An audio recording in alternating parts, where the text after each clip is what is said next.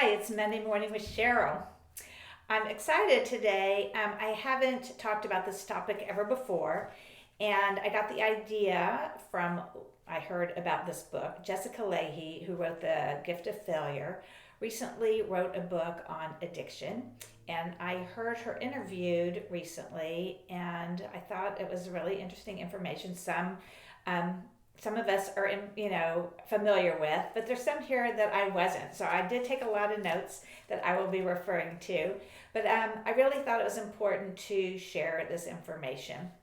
Um, I guess I've been out of the schools for a little bit, and so I haven't been hearing a lot about substance abuse. So it was kind of good to hear some new information in regard to it. So, risk factors. I think most of us are familiar with genetics, and it's really important to look into your family history to see your family history. Oh, here comes Marty. So I don't know, that always makes me laugh. Um, so again, genetics, just like in other health diseases and things, it's not necessarily your destiny, but it does play a factor. And the author gives an example of where her husband can drink and not have a problem, where she is an alcoholic and cannot drink, and yet they have similar family histories. The second factor with risk are the ACEs. Um, I read about this with Nadine Burke's book, The Deepest Well, and I forgot what it's adverse childhood experiences. And there's a chart, and you mark things that relate to your life.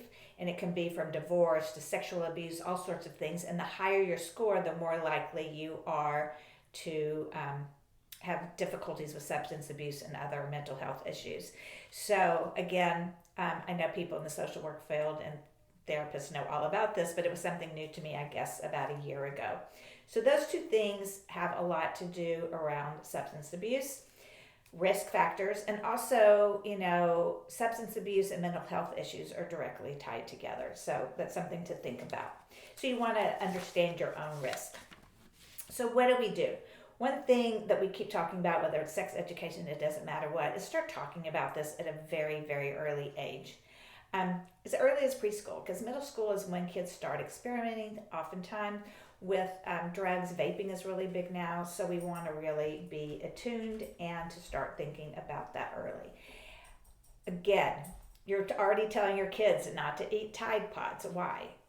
Obviously there's chemicals in there that are poisonous and very dangerous to our bodies. Just as an example of a conversation, why does your aunt or cousin go outside to smoke cigarettes? Why do they smoke? And why is it dangerous for us? So again, just, in the day-to-day life, as things come up, it's really important to share these things.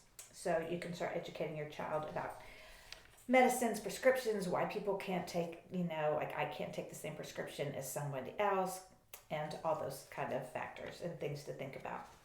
What's also important is don't lecture your kid.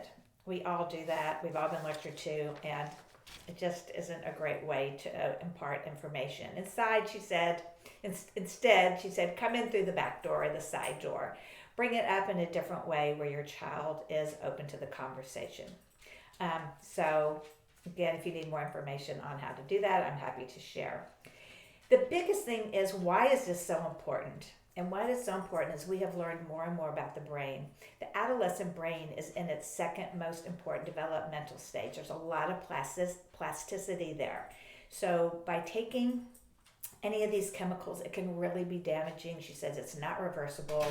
You don't get to have a redo. So it's really important. And I think what stood out for me from her interview was that she said there's such a big difference between the age of 13, 15, and even 18. And the longer, even a sip or a puff off of a cigarette has a big influence on our brain development and our possibilities of coming into substance abuse. So she said the longer you can postpone it, the better off the child will be. And she gives an example that we always think, oh, we can have sips here and there, just like they do in Europe, where people drink. And she said in Europe, it's really become a problem, and that alcoholism is really a big issue there now. So we really need to think about even those sips and I know some of us drink wine as part of a religious observance. Just need to think about it again together with our family history and all that. But again, with the development of the brain, it is really, really important to postpone it. Even from the age of 13 to 15 to 18 can make a really big difference. So I thought that was fascinating. So if you're a permissive parent, think twice. It's really best to have your kids hold off on these. So I hope you found this information helpful. I know I've gone through it very quickly. And again, the author is Jessica Lahey, and her book is on addiction.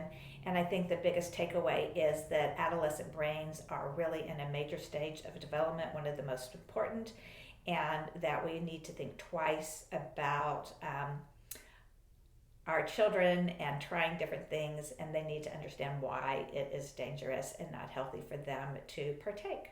So I know this is a lifelong issue that we have been dealing with our children, and just hopefully one day we won't have to worry about it. But if you have any more questions, or if you want to share a story about something you've done with your children to help prevent them from experimenting, I'd love to hear it.